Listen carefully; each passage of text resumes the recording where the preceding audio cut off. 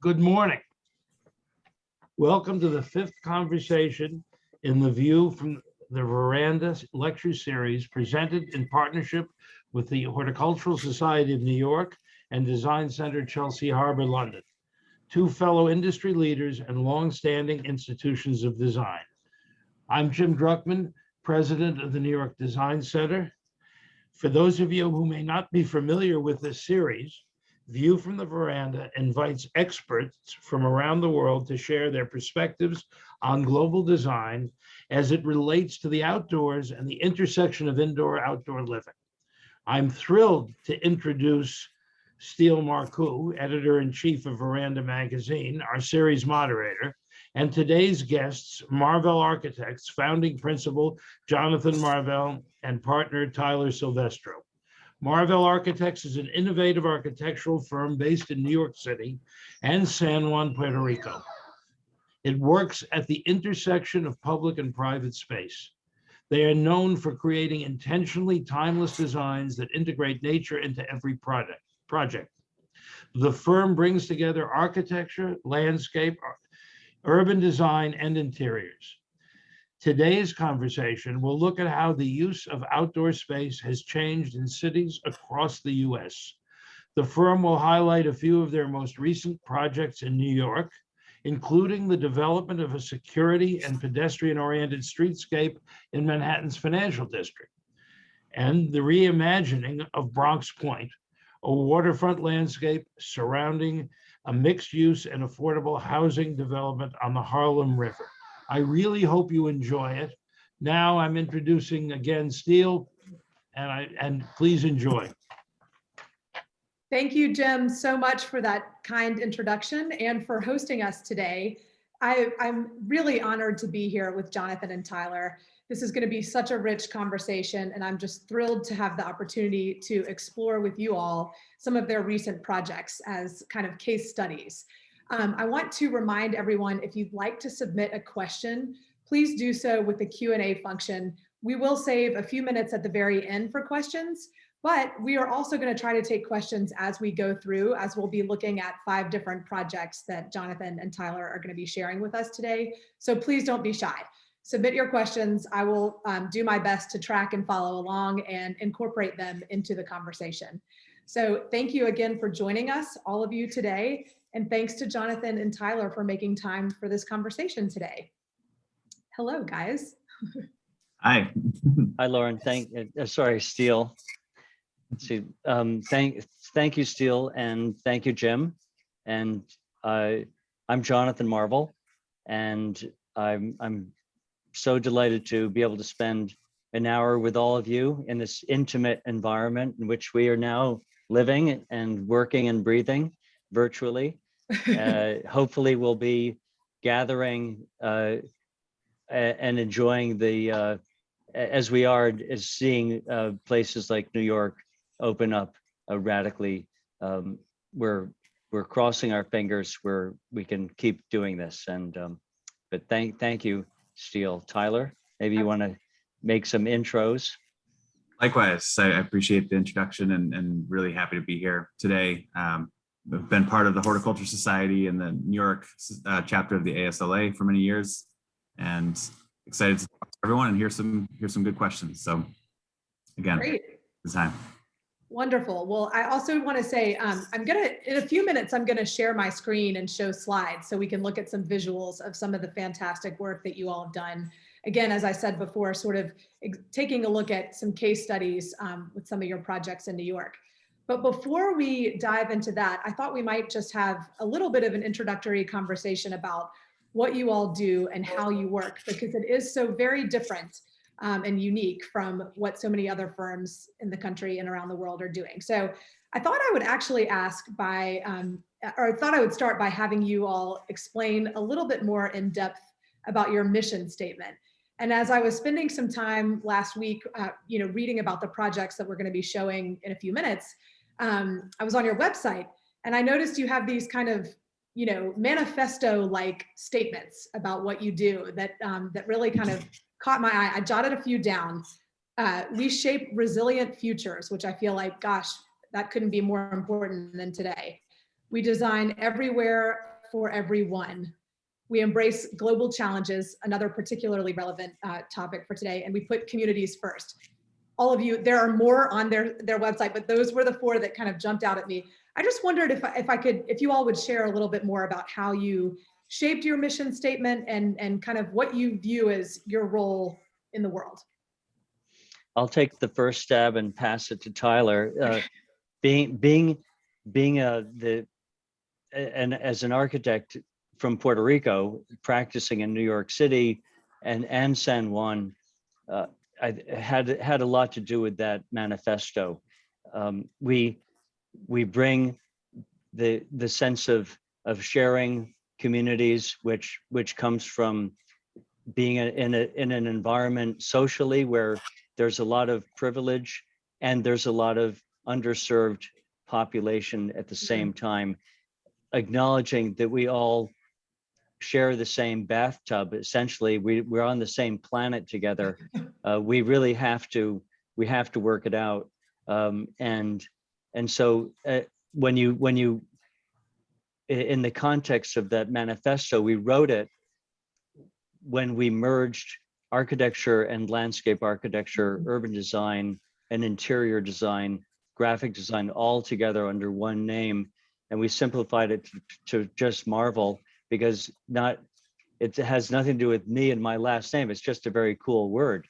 It's a great word. It's a great word. We got lucky there. And we won't get sued by that other team called Marvel out there, because it's a last name. So the idea that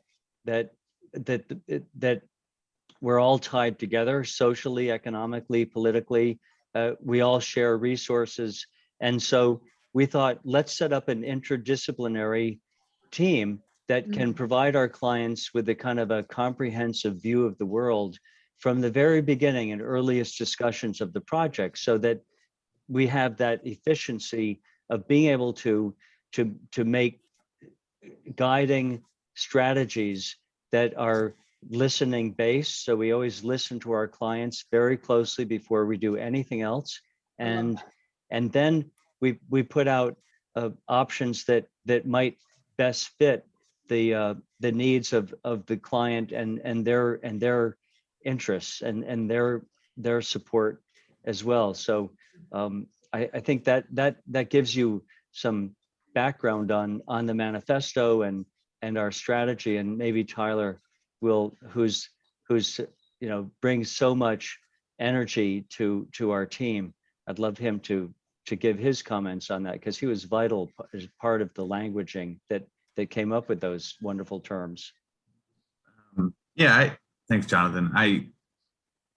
To echo Jonathan's background and his kind of imperative look into resiliency stemming from his experiences in Puerto Rico, both of late and just through his entire life. I think they kind of merged with mine and my experience after Hurricane Sandy. That's kind of when, that's when resiliency became kind of the key term in New York City, is in the public landscape, in the public realm. But to be able to find a way to merge the ideas that stem from Hurricane Sandy and Maria, and all the issues and all the kind of challenges that face our communities, especially our low-lying, more vulnerable communities that are both physically and socioeconomically disadvantaged in certain locations in New York, New Jersey, Connecticut, Puerto Rico, throughout the entire Eastern Seaboard, really. Absolutely. They wanted to think large and think about the experiences that we both went through ourselves, but also started to see within the communities that we work. And we focus a lot on community in our manifesto and in our writing and in our thinking. And I think more and more, fortunately, in our designing, because we've seen so many kind of people from different viewpoints and from different backgrounds through our design process, which is typically a public process, that we can't forego the opportunity to kind of think through community-based design. And I think that's why we landed on these manifesto terms and the terminology that you now see on our updated and rebranded website. That's great. That do talk to those issues and do think about kind of the populations that we try to serve and how do we speak to them and not just to ourselves in a silo in the architectural and landscape architectural communities, but to a wider audience. That's so helpful. And one thing that I know we're going to explore a little bit more in depth as we look at the projects themselves, but that also came up as you both were speaking about this, is that notion of an interdisciplinary team. When you all are working on a project, how do you put together, how do you assemble your teams, and what does one of your teams look like? Of course, understanding it varies by project. The teamwork is kind of, believe it or not, it's a very organic, unstructured process, because I think that the creative process requires fundamentally once you have the basic information to work with, it's a process that really thrives on what we call the unexpected, and so we want to talk to everybody. We want everybody that's on the team to participate in the ideas, in the discussions, because you never know when a new thing comes up, and that new thing often comes up because you provide your expertise, Steele, we would provide ours, and together we would come up with something new and different. So when we assemble a team, the project almost finds a way to bring the team out of the woodwork in our office. We have enough people with enough depth and a lot of interest and we kind of share in our process of when a project is just starting out. We'll share this in a larger office-wide capacity, and then people will sort of say, "Oh, I'd love to work on that. I can do."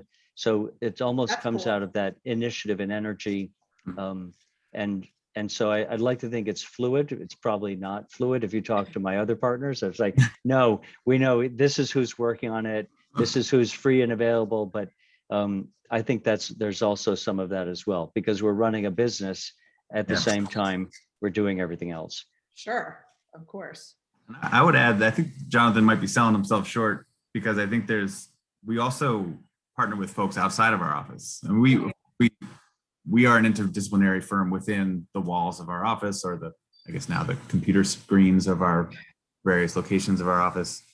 But we try to partner with nonprofit organizations and other experts that bring something specifically to a project. And like you said, Steele, it's kind of impossible to answer without knowing the context of each project. But I think that's where, and this is not exclusively a Marvel approach, but I really like to see, I'm always intrigued when I see a project, be it one from Marvel or someone else in the design world, where you take somebody or a different discipline and you find a way to incorporate it in a way that makes the outcome that much more rich and textural.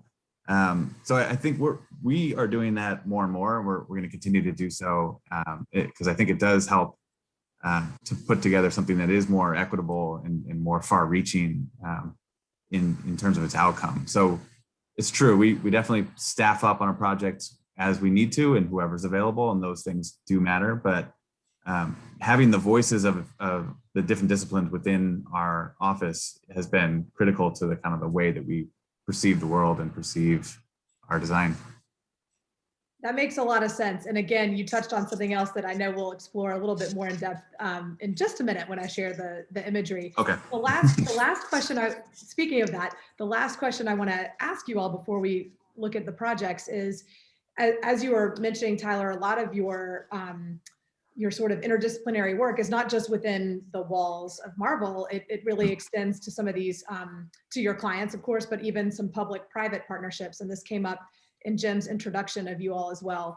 How do you all navigate working with so many different stakeholders? Because again, some of the projects that we're going to look at here in just a minute really involve, massive amounts of people, tourists visiting New York City, residents, businesses. You've got just so many different stakeholders. How do you sort of navigate the sometimes competing, sometimes complementary interests of all of those groups? Well, Tyler's going to talk about that in more detail when we go to the Union Square project, but it does start with doing a lot of workshopping and canvassing people and questionnaires, whether it's online or in person, and listening to as many participants and stakeholders, and setting up a database of their needs and their wants is definitely the first start of That's any amazing. project. But those complicated projects, there's definitely an institutional client behind it that is usually the person paying the bill, and Right. and so we start there, and they have a set of they have a scope in mind that with a schedule and a budget. So we always have to start there, but it We does need some start sort to, of parameter. yeah. And nothing better than a deadline to get things done by. So we do a fair amount of community participatory meetings and listening sessions before anything else. Usually that's the first 4 to 12 weeks of the project, Wow. depending on how complex it is. That's fascinating. Tyler, anything else to add, or before I share a screen? Are we ready to? No, talk just about that, yeah, I have a colleague who has a post-it on his computer screen that just says communication is key. And that? I've sat next to him and have grown very fond of him and worked with this particular colleague all the time. And it's true. And I've that little simple phrase to me is actually, it's almost everything when it comes to what we do. And this can go back to when we were all in grad school, or even as children kind of growing up, and that especially in grad school, when you're learning how to draw and you're kind of learning how to use various programs and you're thinking through theory and philosophy of design, the end product is that we just need to learn how to communicate better. And that could be through drawings, it could be through writing, it could be through speaking. And to be able to corral all the different agencies and stakeholders in an effective way is to communicate with them as best we possibly can. And that has to be something, it could be a drawing that's legible to people who have never looked at a site plan before, or it's a way of speaking, or in our case, it's many different languages. It's being multilingual in a lot of communities that we work in. It's communication, that communication through design and just through act of corralling stakeholder interests it's really hard. And it's what we do. And we pride ourselves on being able to do it as best as it's just as well as anyone else can. I love thinking about communication from a number of different media or platforms. I mean, for example, as you mentioned, drawing is a way of communicating, and that's so important to what you all do. That's really interesting. Okay, I'm gonna go ahead and share my screen. This is always the exciting portion of the program. Right. And we will get started looking at some case studies. Here we are, which you all have seen us already. So the first case study that we're going to talk about is SNUG Harbor. And I'm going to pull up this rendering here. I wonder if you all could first give us a little bit of an overview of what the scope of this project is, starting out with reminding us of where this is. SNUG Harbor is on the north shore of Staten Island, in one of the 5 boroughs of New York City, the forgotten borough of New York City, but the greenest borough of New York City. It's where Frederick Law Olmsted started his nursery of fruit trees and American flora in 1840s, 1850. It has a long history of as a key part of the city. The English the first English town or settlement was Richmond in Staten Island. Richmond Restoration today, and I'm giving you a little background of SNUG Harbor, believe it or not, but Richmond Restoration is a beautiful, historically accurate, full of true historic artifacts, 25 buildings, but it's sort of in the center of Staten Island. So Snug Harbor, which was established in 1830, Wow. and it was the first in the United States, in this fledgling nation. We were only 40, 50 years old at the time. It was established as the first place for a retirement community, the first of its kind, and it was established for sailors because and if you think of the planet as a water planet, sailboats and particularly large sail vessels like schooners and frigates, that's how everything got around the planet. Everything was by boat, and everything was but before the steamship, everything was by sailboat. And sailing was the hardest job in the world. And that whole industry, which was global industry, it needed young men, particularly people with an incredible amount of strength and stamina. So they'd get young men to recruit them from also all over, but particularly from the North Sea, like around Sweden, Norway, the Baltic area. That's where there's the Vikings and all that. But anyway, Snug Harbor, it's 88 acres, and it was about 2,000 acres in its heyday. Wow. And it had up to 5,000 retired seamen living on in this kind of off the grid community where they had their own farm, their own hospital, their own cathedral, their own huge kitchens and dormitories. And so imagine 5,000 retired sailors living together. And so this bird's eye view, which is the Kilvan Cull, which is one of the waterways around the New York Harbor, leading you towards New Jersey and the Bayonne Bridge in the distance, so you can locate yourself. So it looks at Manhattan, which is about 3 miles away to the north of the shore.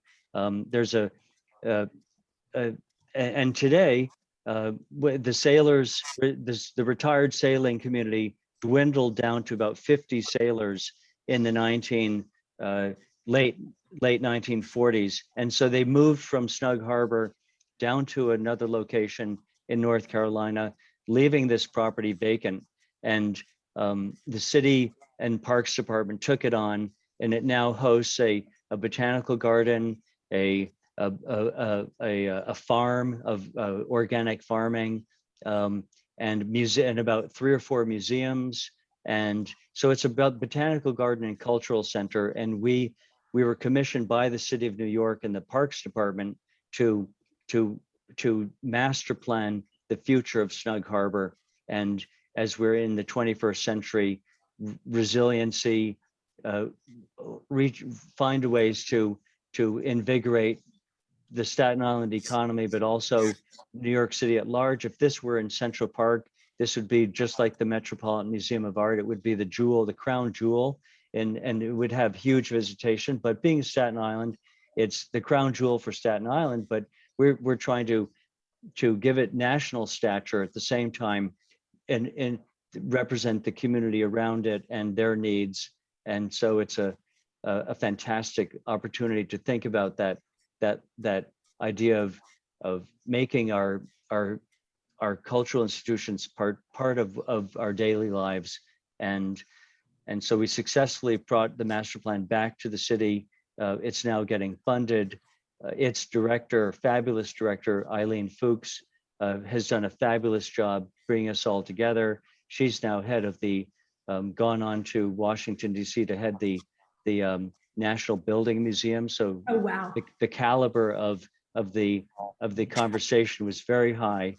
And phase one will certainly kick in with about a $65 million signage program and bring infrastructure and rebuild the ferry terminal that was knocked out during Superstorm Sandy, so people can arrive by boat, which is so cool.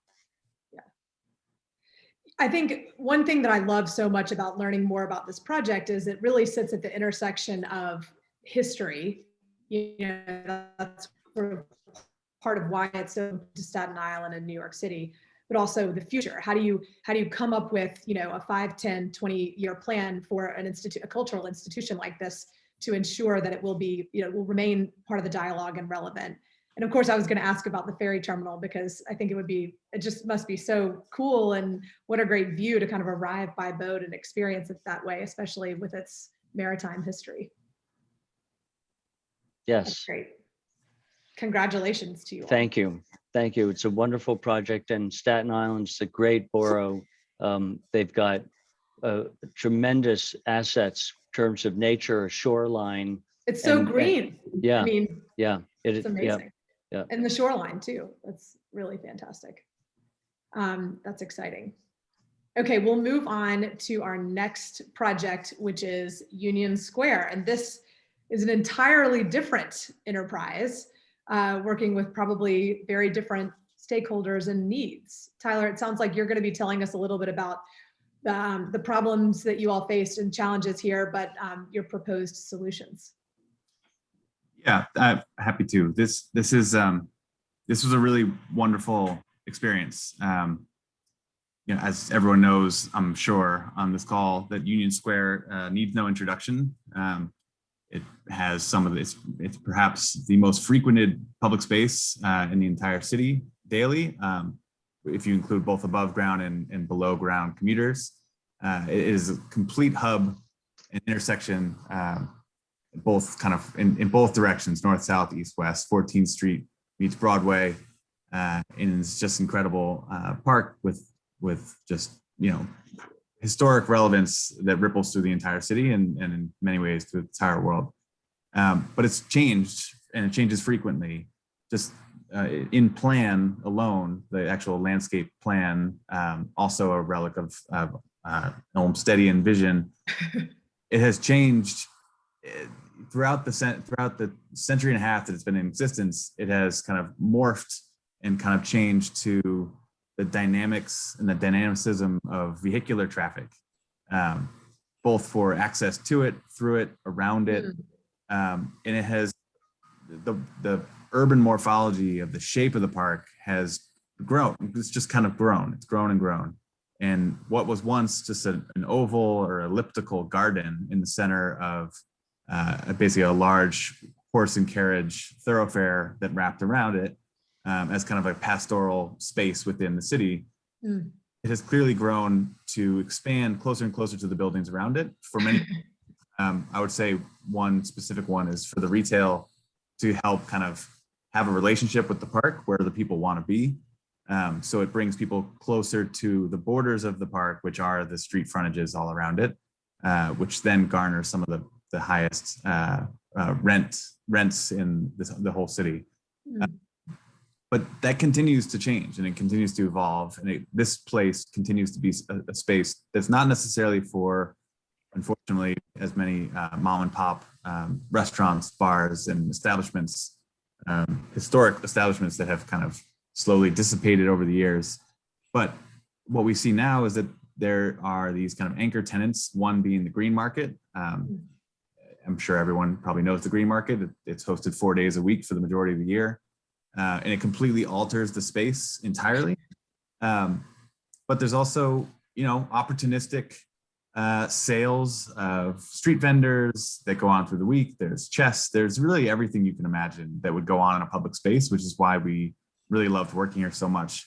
But to your previous point, Steele, about stakeholder engagement, you can imagine that there's a myriad web of engaged citizens, residents, tourists, tenants that all kind of use this space as their daily place of either respite or commerce.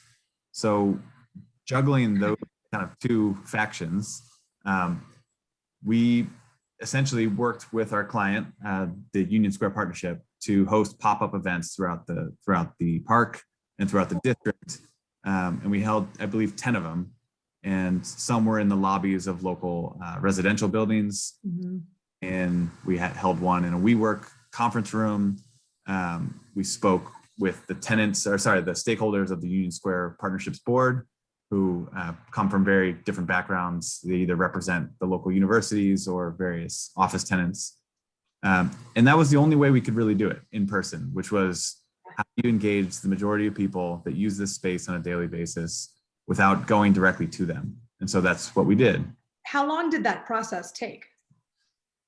The engagement process, I would say, we did it over the course of about 6 months. We wanted to get kind of Amazing. a season effect. We didn't want to just go during one season, Right. specifically in the summer when students are gone. This is actually, this functions just as much as a college campus as it does anything else. Mhm. In the summer, we would lose that.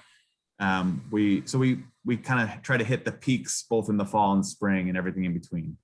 And it's an incredibly diverse park, incredibly diverse usage. And what are one of our solutions, and similar to the park users themselves, there's a lot of ways to approach what the challenges are and what type of solutions there might be.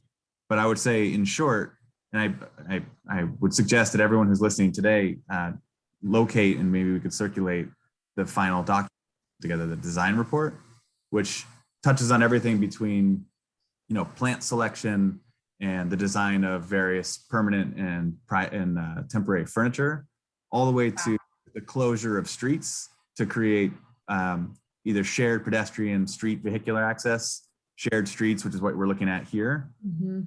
This has deployable bollards, which would be used for streets as for deliveries and bikeways, but could be closed off for public use, which is really what this space needs more of.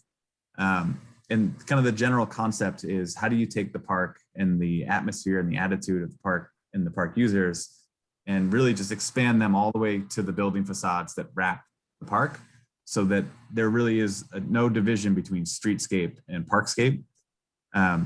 The guiding underlying principle, and everything we did was to fit within that kind of guideline. That's really amazing. And is this, what's the status of this project now?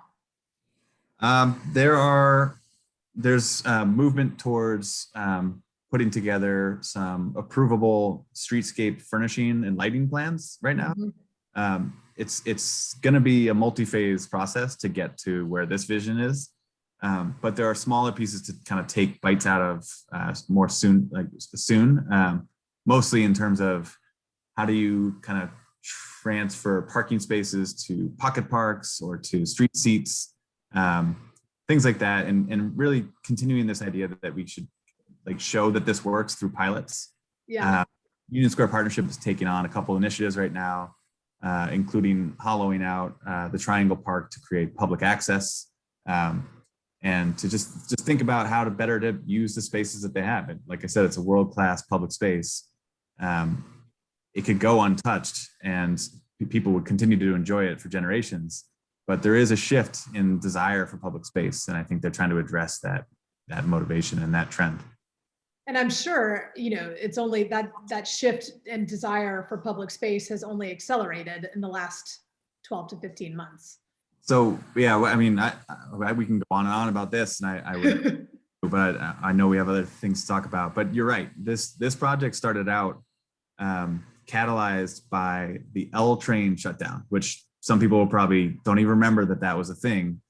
On 14th Street in Union Square, that there was a year-long process, a very contentious one, to think about what's going to happen to Union Square when the L train is temporarily inoperable and doesn't traverse to Brooklyn.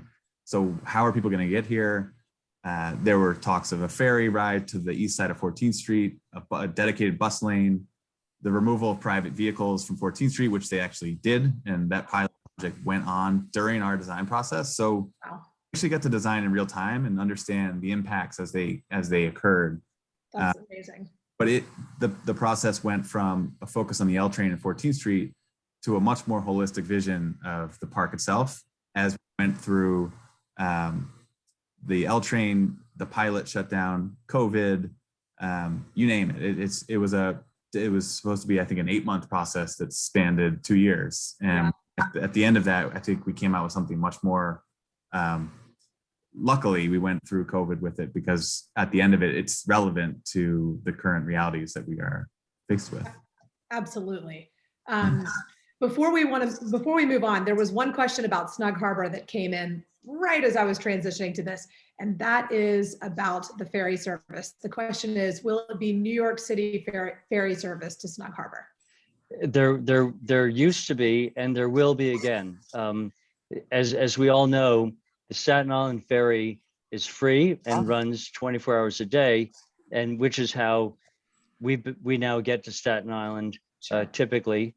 But there was a ferry, it was like a waterway, New York Waterways ferry, not the big robust orange ferry, but one of the smaller ferries had a stop that was taken out by Superstorm Sandy. So it will be back on.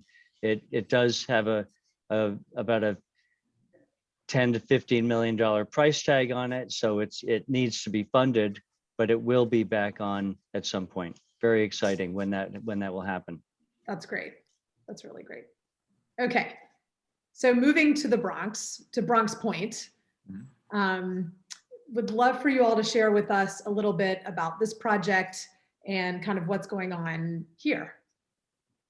This is something that Marvel has done again in several stages, I understand. So yes, so this is and I'll start with that broader, bigger stage, and Tyler can finish it off. But we started on this project. It's part of a larger site that extends from the 147th Street bridge up to Yankee Stadium, and for all you baseball fans out there, Yankee Stadium was moved from its historic location to its new location, and in the process of dropping it down into its new location, it replaced some important community recreational facilities, and so the city promised the community that they would rebuild all those facilities in a new waterfront park just a few blocks away. So we were then contracted by the city the Economic Development Corporation, which was running the Yankee Stadium relocation project. So they hired us to master plan this beautiful new about a 15-acre waterfront site that in its own way replaced what was the largest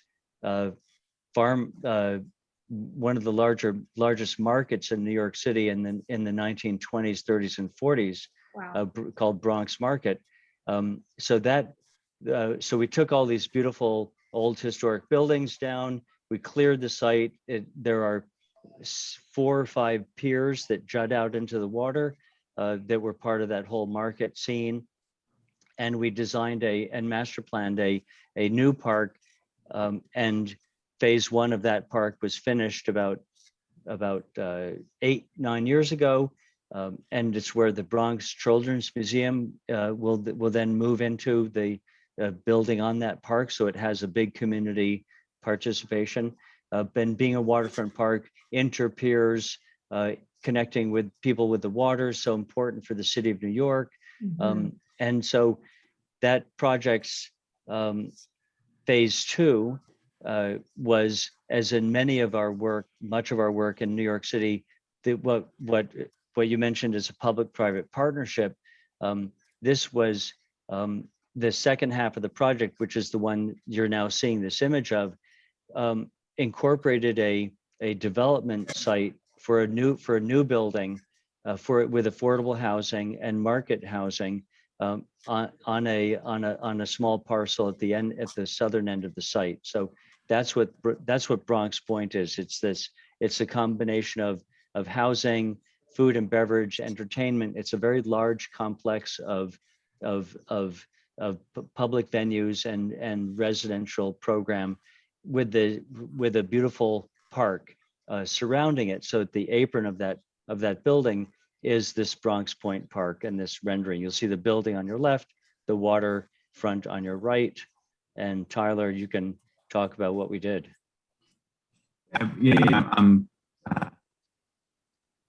Wish we had sent you some more images. I know. Well, I know. And I thought about just adding some in, but I think one of the coolest parts about this park to me is how you're able to utilize design to sort of transform the way a community interacts with itself and engages the rest of the city. Yeah, it's, back to the kind of the ferry question, there's a lot of desire for waterfront access here. Mm-hmm.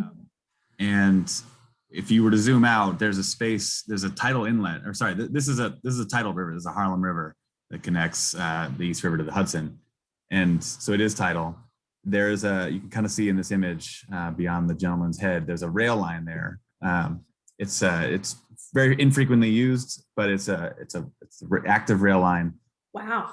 That has very little headroom at high tide. So something we wish we could have done is to provide kayak access, which is something that the community had, we had talked about with the community as to whether or not that would be possible or a challenge. But I think what resulted is something that was kind of not predetermined and kind of came out of the community engagement process, which is the more we were pushed by the community to provide public access to the water. Love that. The more we realized that we couldn't physically do that in a way that's safe for the community. It really got us to think more and more about what can we do, or how can we leverage the asset of a waterfront to better the community's understanding of the waterfront. So that's really interesting.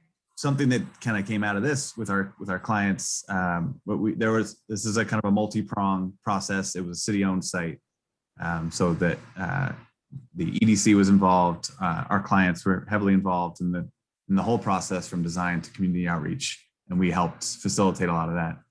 But what came out of this was a desire to create a really educational and semi kind of didactic waterfront where children can use it as like a learning facility. It was essentially like an expanded classroom setting outside. So amazing. We developed this kind of get down, which is a term that we often use with the Parks Department, and just in order to get down to the water safely, we provided a get down, which brings us to the water where we are working with the Billion Oysters Project, where they're going to be harvesting and growing oysters. The city science is going to be one of the tenants in the building and run programs outside.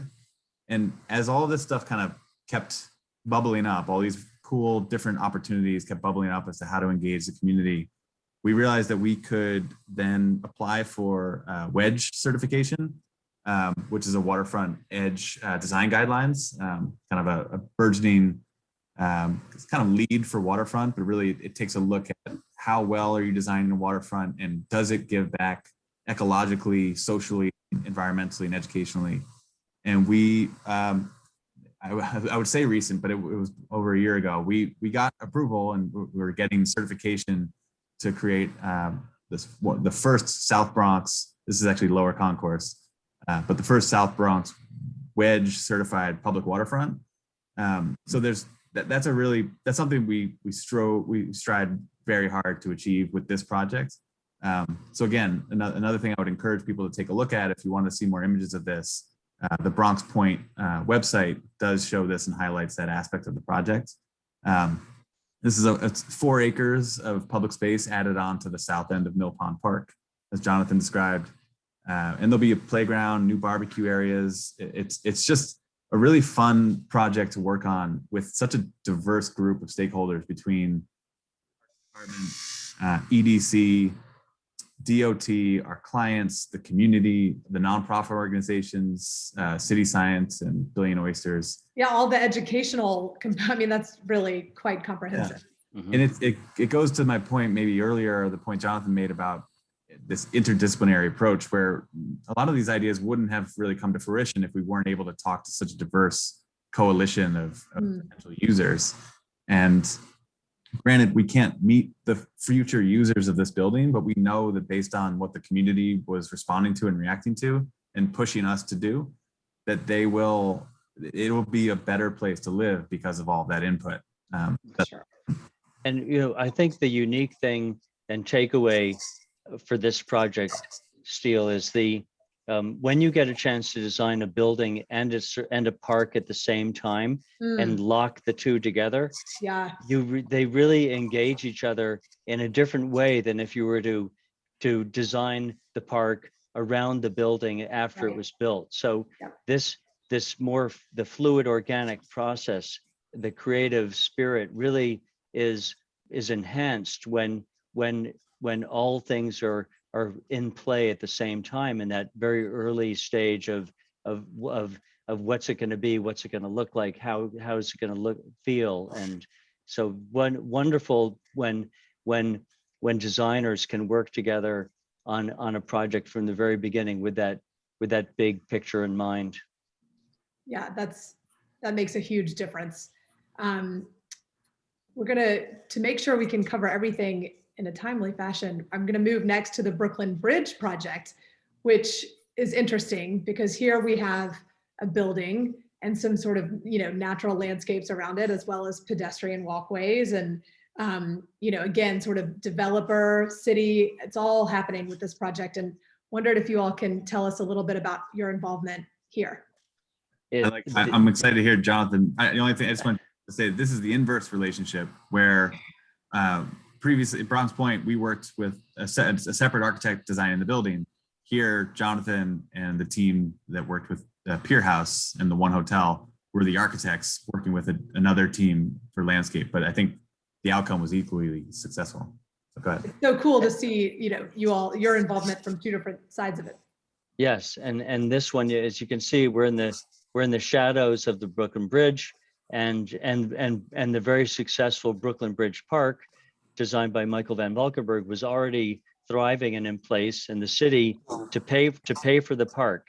I think it's about $15 to $20 million a year of maintenance costs to upkeep the park, which is a promise to the neighborhood that it wouldn't cost the neighbors money. The city would figure out a way to pay for it with private investment. So the One Hotel, which is Starwood Capital, and the residential building, the One Hotel is that dark, the glass building, and 10 stories, 200 keys.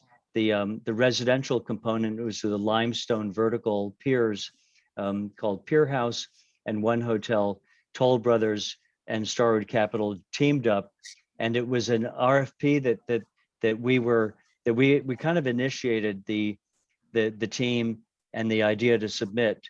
We competed with about 15 other teams. We won the project with the city as our client, essentially, and they gave us a footprint 100 feet by 1,000 feet, and you could do whatever you wanted inside that footprint, anything you wanted to do,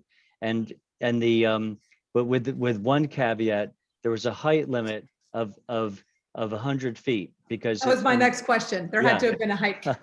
There was a height limit of 50 feet and on the southern half and 100 feet on the northern half, because you had to maintain a view shed from the Brooklyn Bridge down to the Governor's Island and Statue of Liberty. So from the promenade, that view was unobstructed. And so that's the only view shed in all of New York City that's protected. Think about Paris, Rome, London, and all their protected view corridors. Even Washington, D.C. And there's Washington, nothing DC. like that in New York. Yeah. Yeah, New York has nothing like this except for one, and so we had to work within that view corridor, and we tried to work with nature, bringing the park up into the building with the park terraces and the rooftop of the One Hotels, and is a fabulous public space where you can have a martini, a glass of wine, look out of this phenomenal view. The residents live in they're helping pay for the maintenance of the park in general. And so that's what this magical public-private partnership really comes into play. And the building's known for not only the terraces and the greenery, but also we slice through the base of the building in 5 different places to make these connecting pass-throughs to connect the neighborhood with the park through the building. And so it's a porous building. It has openings and apertures to welcome the public to go through the building and enjoy the park. It's a great place to visit. and is to see the bridge and the New York City waterways from the top of the One Hotel. It's fabulous. Go see it, everybody, quickly. Since they reopened. I have to echo you on those slice throughs. I mean, I think those are some of the most creative ways to incorporate views and integrate a view in a passageway that I've seen in a long time. So kudos to you all about that. It's really special, really cool. I'll move us quickly to our last project before making time for a few questions. This is also in Brooklyn, the Brooklyn Greenway Initiative and Memorial. And it's a very, very different type of project that's equally as magical in a different way. Would love to hear from you all about this project. I always thank you, Steele. This is a good one to end on, because it talks about the larger community that we're always trying to address. There's a group called the Brooklyn Greenway Initiative, which they run the bike path that's 50 miles long, connecting Greenpoint and Brooklyn down to Far Rockaway and the beach in Coney Island. So this, along that 50-mile stretch, they create these necklaces of parks, and this is their first one and the most formal one, and it's a former cemetery, part of the Brooklyn Navy Yard, and it's about a 3-acre site with hallowed ground. So we very, very carefully navigated a boardwalk through the on top, very delicately touching the earth with these little stainless steel pins that basically float the whole boardwalk. And this is the main gateway entrance from the bicycle path, welcoming you into this place of respite, quiet activity. It's planted with all the small trees and shrubs and grasses that are all pollinators. We unofficially call this Pollinator Park, because it's where the butterflies and the birds and the bats, and they all can enjoy the flowering plants that are year round in that effort. We can get make a year-round habitat for these important creatures, as well as give the community a place to go to have that peace and quiet that's so rare in New York City. It's such a poetic. I actually have my background with this place is funny, because before even having met Jonathan and his team, I wrote for the Architects newspaper, and I covered the design of this space when Jonathan was designing it with the team at Nelson. I love it. And it's fascinating, because they really, and it is a great one to end on, because it's a spiritual space. Yep. That actually received some funding through that lens. Like there was I think it was the TKS Foundation funded a good portion of this project. That's cool. Because it has this, and it's transformative when you're in there. I used to live in the neighborhood, and this would be the terminus of my daily run. And I would go here, and then I would walk the loop, and you really center yourself, because not only is it the hallowed ground, the spiritual essence of the fact that there were bodies interred from here to go to Cypress Hills, but to have it be kind of regenerated with this incredible native grasslands surrounded by evergreen trees, so that when you're in it, you see no buildings, you see no skyline. You're just in what feels very much like this deeply rich ecological setting. Wow. And you're still 200 feet from the BQE. Somehow it's just so transformative. So this is one of my favorite projects that Marvel has been a party to, and everything from the textural nature of this gateway, which is this beautiful wood. And again, it's a material you don't often see in a public space, but they really used it successfully here, and it's well managed by one of our favorite clients, the Brooklyn Greenway Initiative. And another place I would suggest that people go to, maybe now more than ever, to get away from their screens and their apartments and their workspaces, just to go and see this space, especially right now in June. It's glory. Oh man, spectacular.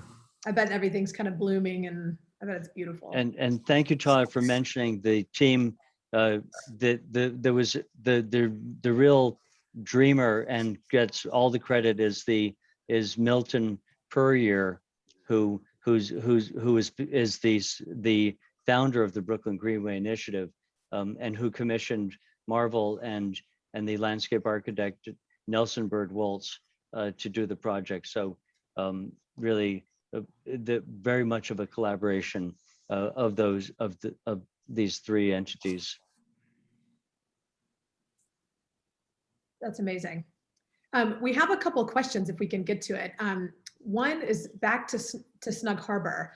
This questioner is asking, Sailor Snug Harbor's historic Olmsted-inspired landscape was or is as significant as its buildings.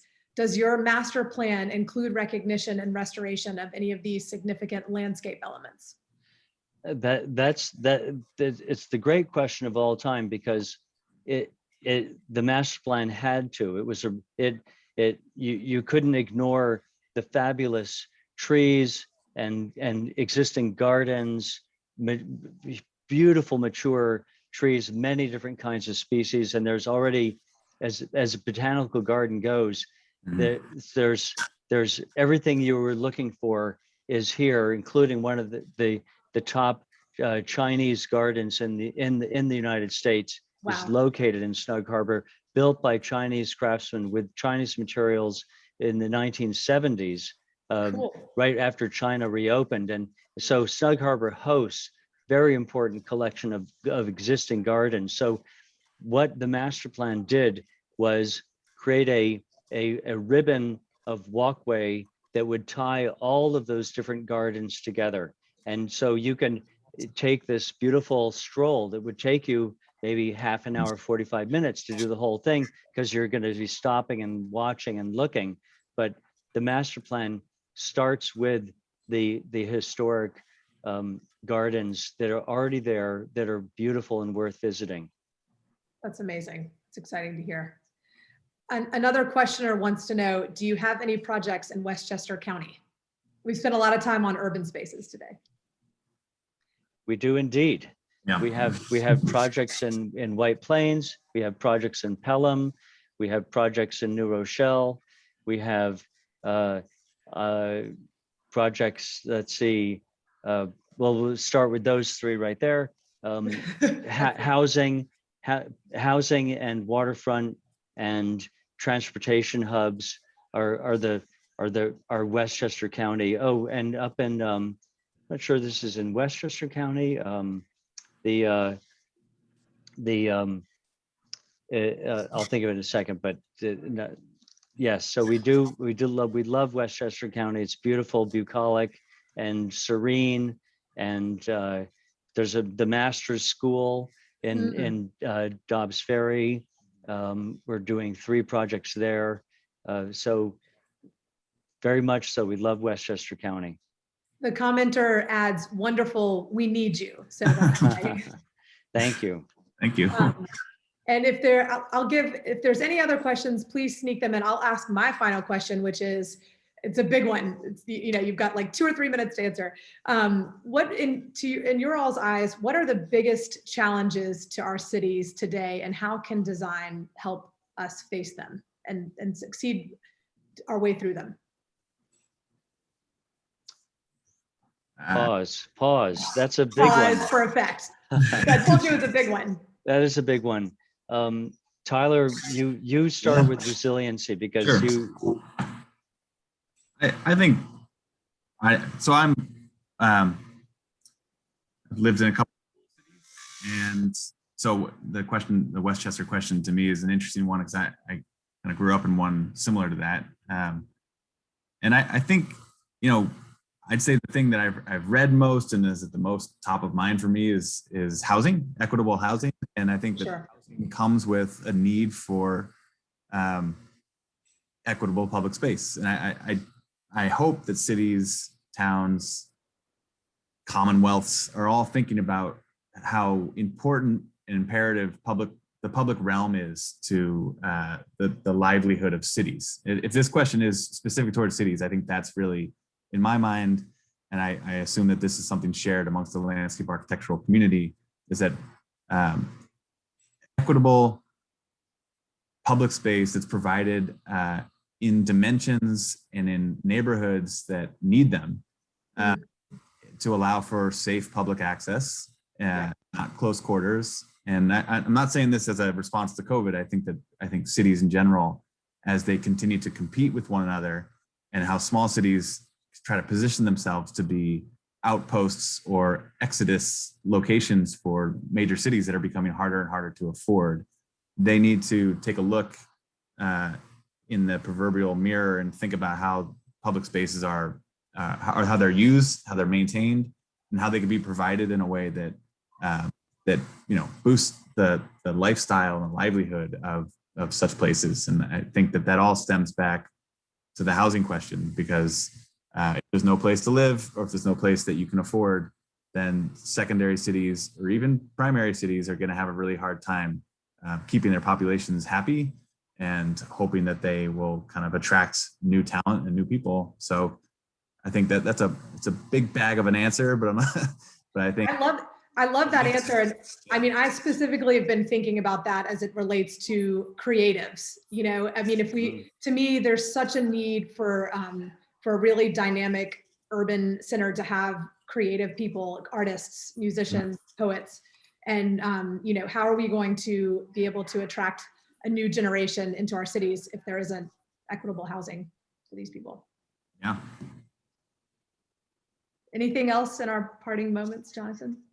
Well, Tyler, I don't want to, Tyler, you answered that beautifully. It's about people that live in, it's about people first. And we need to create places that provide us with fresh air and place to dream and think, and to provide hope for our children, and for young families to feel comfortable, and for the creatives in the world. And so all those things really do go back to the root of our beautiful city, or the people that live here, and creating many places like Central Park all over the city. Every borough, every neighborhood should have a green space, whether it's a private-public partnership, or an existing park that needs refurbishment, or look at all the sidewalks that are now turning into these beautiful open-air restaurants. That's just an example of the crisis of the pandemic opened up our streets and sidewalks to people and to pedestrians, and we can now celebrate sitting outside and having a conversation with your friends, and it shouldn't just be to spend money with helping out our restaurants, which are very important. But it should also be just pocket parks, and take up a parking spot that is a valuable parking spot, but it's also a valuable place for people to just gather outside. So we have to think about sharing, and the public spaces are the start of everything, along with affordable housing. So very exciting time to be in New York right now, and San Juan, and Charleston, Richmond, and wherever everybody is. This is the most exciting time of our lives, post-pandemic. Let's make dreams come true. Love that. What a great end note. Thank you to both of you for joining us, and thank you all for your great questions. And I hope everyone enjoys his summer, and that we harness that energy that Jonathan was just talking about, and make our dreams come true with design. Yes. Well, take care. Thank you, Steele. Have a great afternoon, everyone. Thank you. Bye-bye. Bye.